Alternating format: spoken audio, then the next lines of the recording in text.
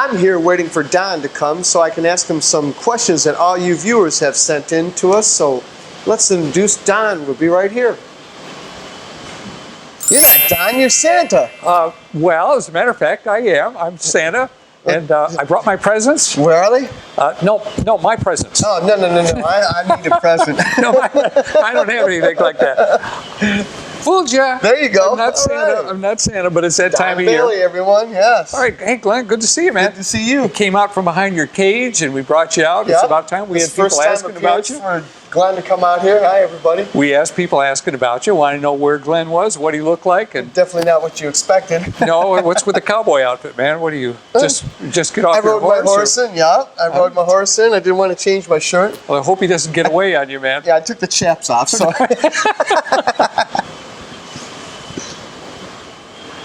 All right, so I guess I don't need this now. Christmas is about over anyway. Yeah, it is. So before we get started, by the way, we've got an upcoming video that's related to our OD grinder down there. You know, I noticed that the tailstock on it, when I was over there grinding at the tailstock on it, that thing was totally worn out. So we're rebuilding it from the ground up. I mean, we're doing the whole thing, the shaft, the pin, the handle, the whole thing. So we're making 2 new parts for it and we're going to show, I think in about 3 videos, we're going to show how we did it in the lathe work, the OD grinding, the machining of the tailstock itself, it all together, honing it out. It's really cool, and we're going to be putting it together. So that's coming up. And that'll be about 2 or 3 separate videos. So what do you think of that, dude? I think it's cool. I think it's really great. I mean, all these videos are gathering a lot of attention from people. Well, it's a lot of fun. Now, I've been reading a lot of the comments. Mostly everybody's got really great comments. We've had a few disgruntled people, but you push them aside. Yeah, and I, you know, honestly, I don't understand why. I mean, these videos are strictly intended to educate people that would like to be tool makers, or maybe people that are in the trade and would like to further their skills. So it's you know, we get Jim and you and myself, we spend a lot of time putting these things together, and we appreciate the wonderful comments, and we get a few negative comments once in a while, but it's so infrequent that it's hardly worth mentioning. But we like to thank all of those of you that send in comments that are complimentary, and those of you that have great questions, and we're going to try to answer some of those questions today. So one of your biggest commentators is Dick Bernardino. Yeah, that's right. Dick, you've been sending a lot of good questions, and they've answered them all. We like that. One of your questions says, Don, the side hand dressing that you demonstrated in the video, I believe is more dangerous than necessary. The wheel dresser that you use to dress the 45-degree could also be used to dress release on the side of the grinding wheel. Any safety tips? Well, Dick, no, you're right about that. It is dangerous, but then again, so is walking on the moon, or a fireman walking into a hot fire, or somebody jumping on skis. How about skiing and going off a jump at 100 miles an hour and doing flips? I mean, it's all dangerous. Yeah, I've face planted myself a couple times trying to do those tricks. So yeah, it's dangerous, but you know, it's for if you're. I don't recommend it for beginners, but you know, a skilled guy that's been at it for a long time, it's not a big deal. It's like walking on a steel beam 200 feet in the air. It's just what you do. So you've obviously had a lot of hours. Have you had any wheels blow up on you, or anything fly out from underneath? Well, not inside wheeling. No, I've never really broken a wheel, but I've had cutoff wheels break on me. Okay. And I have had. Experience with parts flying off a chuck, you know, early on. But you know, you kind of get a feel for that, and you know particularly when you understand your machine, you have a feel for your machine, and you know what the limits are, and where the danger is, and you try to back off that. But do mistakes happen? Absolutely. Accidents. You ever drive down the road and see an accident? Yeah, it happens. Actually, I saw one yesterday morning driving on the way. It's dangerous it's dangerous riding a bike. It's dangerous driving in a car. It's dangerous flying. Yeah. There's danger everywhere. It lurks in all the corners, man. It's everywhere, you know. Danger in opening a present. So, yeah, well, you never know, right? Could be a divorce paper, right? Oh, boy.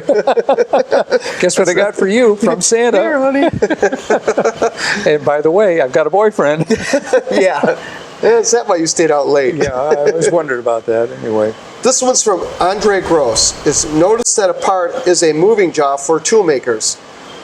Toolmaker's Vice, right. Toolmaker's Vice. Our suburban tools, are they all done by hand or are they in production? Like, you know? No, they're all done by hand. We hand fit each one. Yes, they're done on a service grinder, but we have to fit each one individually. So, yeah, that's how we do it. It's not a production deal. These guys back there are talented grinder hands, and they make these things a nice slip fit, one at a time. Now this is something that I've learned, you know, and I wasn't even in the business of working in tools, but Dick Bernardino asks again, I want to thank you, Don Bailey, for helping me break out the dilemma of what to do with tools after you retire.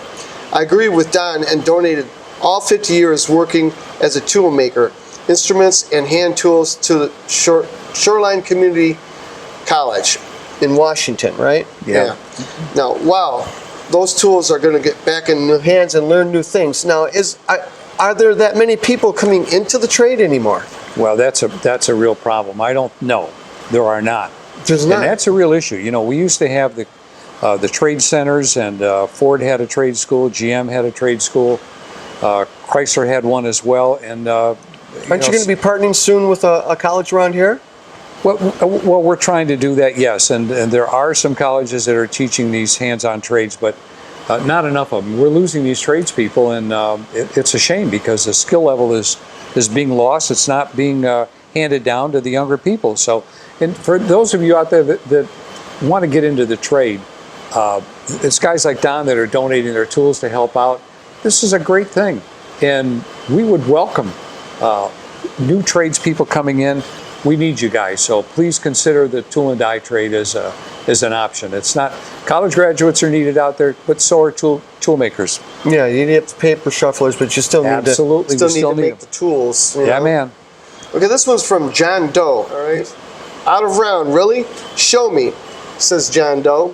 Whoa, you are checking the total run out of that V block, right? You may be getting roundness for free, but there could be a bow in the cylinder that move the indicator, but it still technically be round? Huh? Best way, an easy way to check roundness in the hand by hand with the micrometer. With the micrometer. Hey, he's not a tool maker. How does he know this stuff? For an OD. He's a camera guy. I'm a camera guy. That's why I'm behind the camera, so you can see. Okay, so you want me to respond to that? Sure.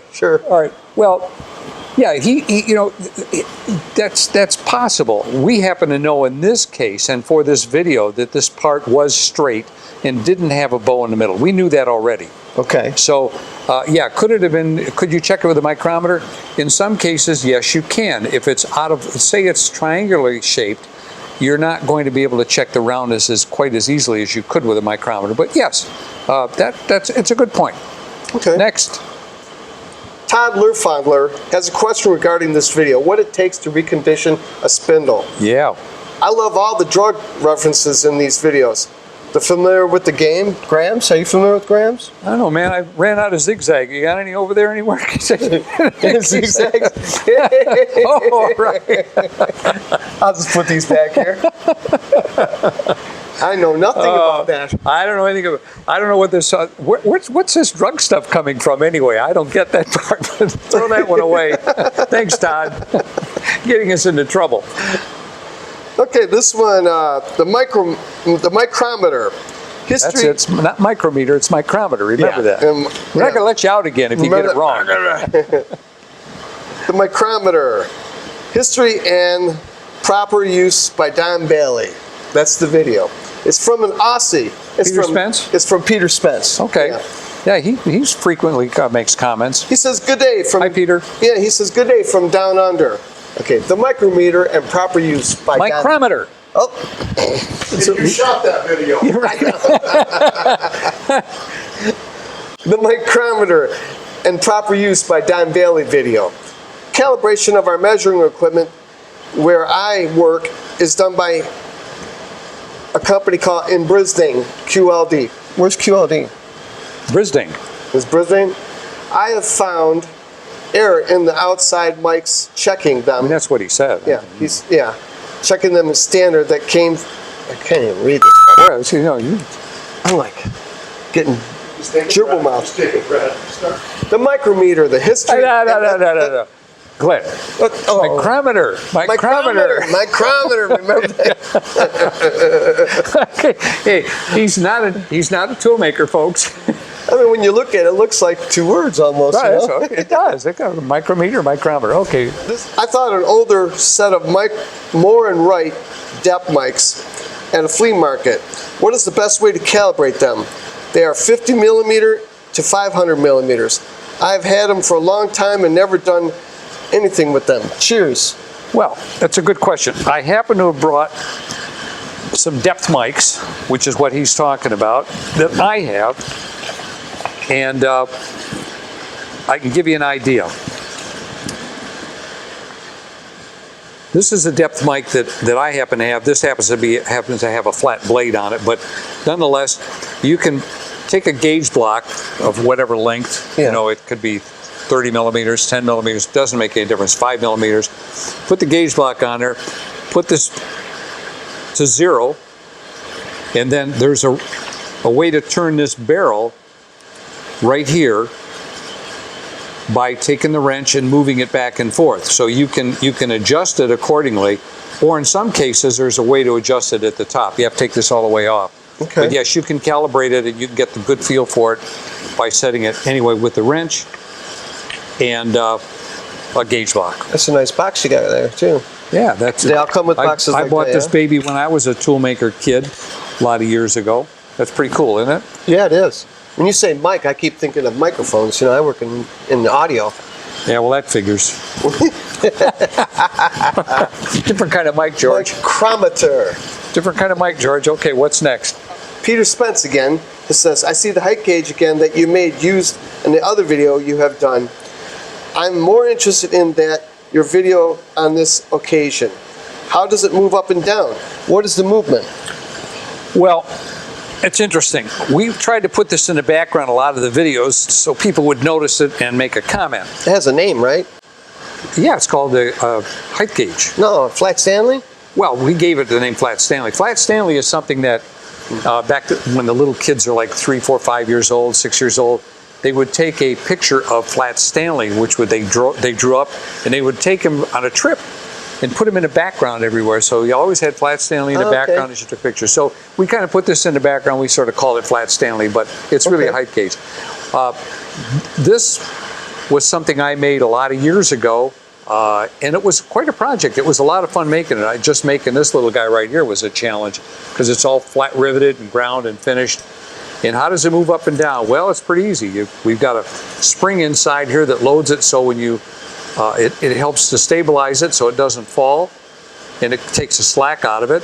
And we put this fine adjustment in here. There's a hinge back down on the bottom here, so you can rotate this, and it'll tip this up and down. So when your indicator's on there, it adjusts the indicator. Okay. So we made all these knobs and you made that one? Yeah, man. Made it from scratch. Really? And even look at this, even on the bottom. Set upside down. It says Don Bailey right on the bottom. You can put your name on it. Yeah. And you scratch your head on your butt. Proof it's handmade. Can't prove that I made it, but I did. I really did, honest. And I use it today. I mean, I haven't used it in 35, 40 years, but since we started doing these videos, I dug this baby out and I love it.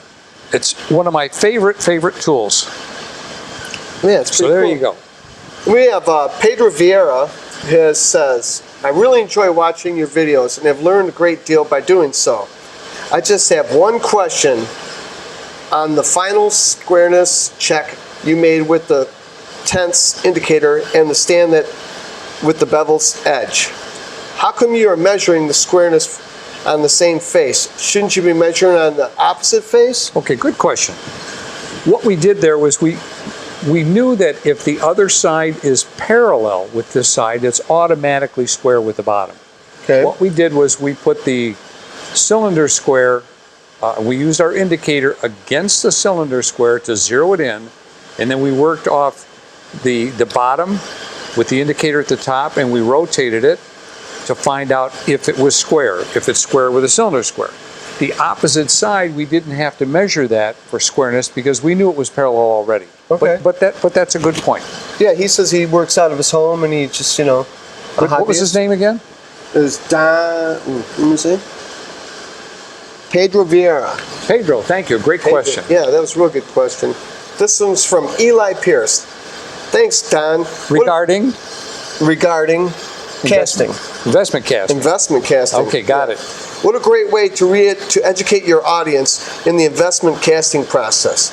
I'm an experienced machinist and toolmaker and still learning new stuff every day, especially from your videos. Wow. I can't get over how the man picking up 1800-degree casting with insulated gloves right in front of you, he just picked it up. Why wouldn't you have a machine do that? I was standing there, man. I mean, I got to tell you, what an awesome experience it was for me to go through the investment casting process. That's a cool video, by the way. I like that. It was very cool. Yeah, I don't see how you could possibly do it with a robot. Actually, it wasn't picking up the steel casting; it was picking up the shell, which is a ceramic shell which came out of the oven at 1800 degrees. Wow. And it's so delicate because it's fragile. Right. What we say, fragile. Remember the movie Christmas Story? Yeah. With fragile. Anyway. He picked it up and he moved it over to the sand to stabilize it so they could pour the steel into it. The only way I know how you could do it otherwise would be with a robot, but you would have to cast in that ceramic tree some method of gripping it with a robot to pick it up, and it would have to be very delicate to do it. So that would take an investment of another robot yeah. and redesigning the trees for holding purposes so you could move it from A to B. So it's kind of not worth it. Yeah, if it's not broken, why fix it, right? Right, but the fact that these guys can pick up an 1800 degree, that's pretty scary, man. I mean, I was standing there watching all this. It's like, wow. You can feel the heat coming off on the camera. The video doesn't do it justice. I mean, right? what we show is kind of cool, but when you're there, it's awesome. I understood the whole process of the lady with the wax and stuff. That was pretty neat, the way she built the tree, and then it all came out in the end. And I got a hug from her. Yeah, you did. You did. You got a hug from everybody. Yeah, I got a hug from everybody. Even I'll tell you what, the best guy was a guy that was in the army. In the service? In the service, and I mean, you got to respect your service people. Well, I'll tell you, got to love them. This guy was there protecting our country. Anyway. Yeah. And we got to wish him a Merry Christmas. Thank you for your 4 terms in service, man. I mean, we really appreciate you being here. Okay, Christopher Hourigan says, hand dressing looks dangerous, super dangerous.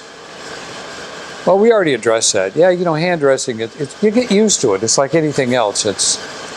Listen, chefs have a problem in the kitchen with knives. They're dangerous. I mean, I know. I've cut my thumb before, I know, yeah. So it's easy to do. There's a lot of danger. It's dangerous riding a bike. It's dangerous driving a car. Just don't take your eyes off of it. That's one of the big things. Part of it is going through the learning process and feeling comfortable and making it not as dangerous because it's what you do. Walking on a steel beam, you do it every day. Yeah, it's dangerous. I wouldn't do it. No. But would you do it? Washing windows? Hell no. Would you do it? Yeah. No. 20 floors up, 30 floors up? I like living. That'd be fine. I'd better stay on the ground here. We'd teach you how to pronounce micrometer. Yeah. Micrometer? That's it. Next. What else we got? Richard King says he doesn't notice in the videos that you're using coolant. Do you use coolant outside of the videos? Yeah, we use coolant when we're aggressively grinding. For the purpose of the video, we don't use the coolant because it's messy, so it's easier just to show it, to dry grind as we call it. Yeah, it would be splatting all over. Right. All over the thing. Mark Richardson says, thanks for letting me drink beer in your class. What's that about? I can't do it, so Mark, you might as well. Where's Mark from? Mark is from... Mark's from Alaska. Oh, that's right. Yeah. He called once, I think, and we took his call. Yeah, Mark, hey, thanks for calling. Appreciate the call, and thanks for your notes. Always appreciate them. Yeah, he made up his own coolant, too, because he's stuck up in Alaska. Yeah, that's very cool. What was the formula? The formula is he used... I think it's near the bottom there. It's soy lecithin, Arm & Hammer, washing soda, and peanut oil. Wow. So there you go. He found it on Practical Machinists, I think. We found the That's formula pretty on there. cool. So he's out in the middle of nowhere and can't get coolant. He made up his own. Awesome. Thanks for the comment, Mark. He didn't use some moose grease or something. Okay, this is the Puddingpimp, and he says he's commenting about the video, what it takes to remanufacture a spindle. He says, "You convinced me of my sins. I have to confess, using a rubber mallet to give my lathe some gentle taps to remove the chuck from the tight fit and the headset backplate. Have you got any tips on how to remove the stock backplate tapers without banging on it?" That's a tough one. First of all, you're right about hammering. It's not a good thing. However, in the case of a lathe, those bearings are pretty forgiving, and I think you're right in using a rubber mallet. That certainly reduces the shock. One way to prevent it from sticking as much, it's still going to stick, would be to grease it up pretty good when you put it back on. So clean it up real good and put a light layer of grease on it, and then you can squeeze it back on. That will help remove it the next time, so it won't be quite as hard. But there really is, unless you can take a pry bar back there and give it a poke, the only other way is to hit it gently with a rubber mallet. So you're doing the right thing. This is on a comment again about the reconstruction of a spindle, but this person is a Lathefan, and he says he has to stop watching the videos because now he's having you come into his dreams with the camera and starting to shoot his stuff. Oh boy. I'm not sure what to say except thank you. I don't mean to affect you to that extent. Doing those Wayne's World. Was I there with the zigzag, or where was I? No, I got the papers. Okay. I may need to borrow some later. All right, the subject on this one, you did a video on how to ID grind with 2/10 made easy. Made easy? So what's the question? Oh. Well, I know you've already answered, but I still can't help thinking, why not go to crossfeed? Oh, why not feed across? Well, that's another good question. That's one way to do it, but you know, the wheel has been dressed to a point, and as you come across like that, it's going to break down. Okay. So you're really going to end up putting a taper in it. So the way I choose to do it is to come in and mark up. I take the first cut and take a red crayon or yellow or something and put a mark on the faceplate, move the wheel over, and come in and plunge again. And if the wheel breaks down, it doesn't matter because I'm going to keep coming in until I just gently remove the crayon mark that I put on the part that I previously ground, or the area that I previously ground. But you said before you don't like using the crayon so much because it plugs everything It will up. load up, you know, but in this case, it's a different thing. It's a little different situation. But yes, I prefer to come in and plunge rather than walk across, because as you walk across, the sharpness of the wheel, the point on the wheel, is going to break down. Okay. This way, if it does break down, it doesn't matter because I'm going to keep plunging in until I remove the crayon mark. Okay. So that's my preferred method of doing it. Can you do it the other way? Yeah, I happen to think this is better, but it's a matter of opinion. Good question, thanks. That was by Saadk Ali, by the way. This next one is by Antonio Jaramillo, and he's commenting about how to check to measure squareness. And his question is, so using the magnetic cylinder square yielded a squareness of 2/10. Why didn't we see the light using a large cylinder? Is it true we can see the light through 1/10? Well, yeah, you can see it, but it's pretty hard to show it on camera. That's really the bottom line. You know, we can, yeah, it's there. That's the one with the blue light you used on it? Correct, correct. But it's hard to put that on, to see that on the camera, but it really is there. Okay. So, yeah, you can do it with a cylinder square, or with a magnetic cylinder square by putting it, putting a magnet on the side and indicating it horizontally. But yeah. Yeah, I remember doing that. I like that one. That was pretty Hard to get it on camera, but it was there. Yeah. This next one is by Patch. Just one word. And he's commenting about how to side wheel on a surface grinder by you. Hey Don, maybe your next video could show grinding to size while measuring the center line of a part. Remove equal parts from both sides? Yeah, what he means is that we're grinding on the inside, and he wants to get it central to the center line of the part that we're grinding. And yes, we could do that.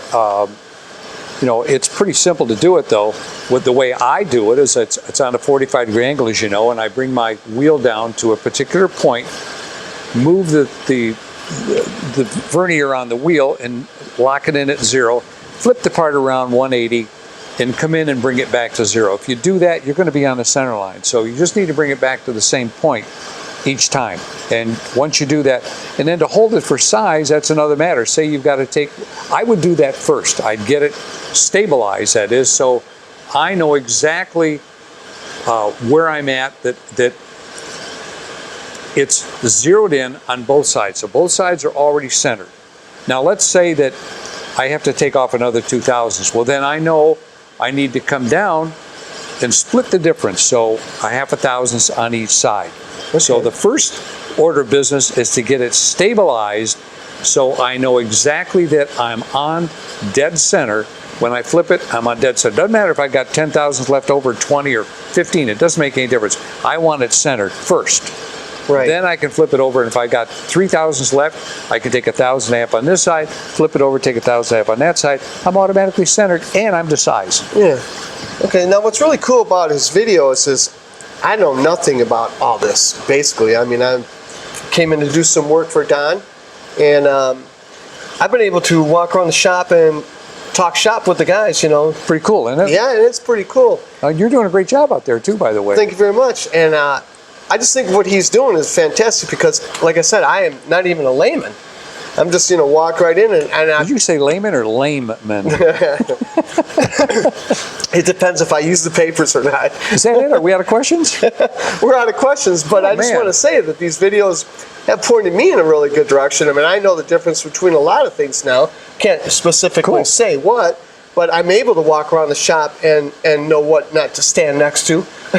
And know that you don't have long sleeve shirts, because that's not smart. Are you not supposed to wear jewelry? And I got caught a couple times wearing my watch. Yeah, I forgot about it. You know, I'm not in the shop every day, so you know, you guys have to forgive me for, you know, for some of the mistakes that I've made, because as I mentioned several times, it's been 35, 40 years ago since I've been in the shop. I haven't forgotten this trade, believe me. I'm still there, but I'm a little rusty on the machine. You know, when you're running a machine all day long, it's a matter of habit. You know exactly what you can do it with your eyes closed. You really can with your eyes closed. Is like, you know, ground parts that have been precision ground. You really can't even put them on a piece of cardboard that has dirt on it, because you'll actually scratch the surface. Oh, that's true. That's true. You know, I've been told, don't do that. You know, wipe it off first, make sure it's clean. Cleanliness is really one of your big things, which is really cool. And our parts have to go out of here looking like they're beautiful. They can't have a scratch in them, so we work pretty hard at that. But anyway, we have a number of things in place. By the time it reaches the third or fourth person, by the time it reaches packaging, if we catch it or they catch it, then it goes back until it's got to be done right. Well, anyway, folks, our whole intent here is to have a little fun and to educate you. And we want to thank those of you that send in your comments and your questions. And we've got a bunch more coming up. We have a lot of questions, and keep them coming, because we're going to continue to comment on them. We're going to make videos on them as well. So those of you that make the comments can come back and enjoy them. And also those of you that would like to get an education on our response to those comments, if you've read them, it's an opportunity to get a further education. So we hope you enjoy it. Thanks for watching. And Glenn, thank you for coming out. And thank you for letting me be on the show and say hi to everybody there. So now, there you have it, folks. We have now seen the real Glenn that's been behind the camera for a number of months. Now you know why I'm behind the camera. Right.